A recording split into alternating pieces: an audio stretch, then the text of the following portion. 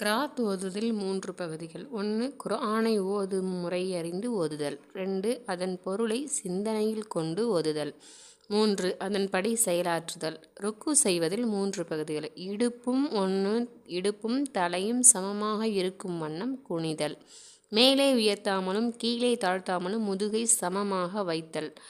தலை, முதுகு, ஆசனம் ஆகிய 3ம் சமமாக இருக்கும் நிலையில் குனிய வேண்டுமென்று உலமாக்கள் சொல்லியிருக்காங்க. 2.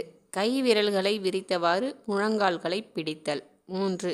ருக்கு தஸ்பீஹ்களை கண்ணியத்துடனும் கம்பீரத்துடனும் கூறுதல். சஜ்தாவில் 3 பகுதிகள்.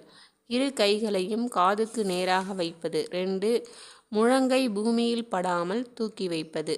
3. தஸ்பீஹ்களை கண்ணியத்துடன் கூறுவது. இருப்பில் 3 பகுதிகள். 1. வலது காலை நட்டு வைத்து இடது காலை படுக்க வைத்து அதன் மீது உட்காருதல்.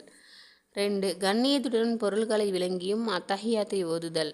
ஏனெனில் அதில் ரசூலுல்லாஹி ஸல்லல்லாஹு அலைஹி வஸல்லம் அவர்கள் மீது ஸலவாத்து கூறுதலும் முஃமின்களுக்கு துஆ செய்தலும் இருக்கிறது. 3. சலாம் கொடுக்கும்போது மலக்குகளுக்கும் வலப்பக்கம் இடப்பக்கம் இருப்பவர்களுக்கும் சலாம் கூறுவதாக நியத் செய்தல். பின்னர் 12 செயல்களையும் நிரப்பமாக வைக்கின்ற இஹ்லாஸ் என்னும் 3 பகுதிகள் உள்ளன. இன்ஷா அல்லாஹ் இதன் முறைப்படி தொழுது நம் நன்மைகளை பெறுவதற்கு எல்லாம் வல்ல அல்லாஹ் தஆலா நம் அனைவருக்கும் தௌஃபீக் செய்வானாக. ஆமீன்.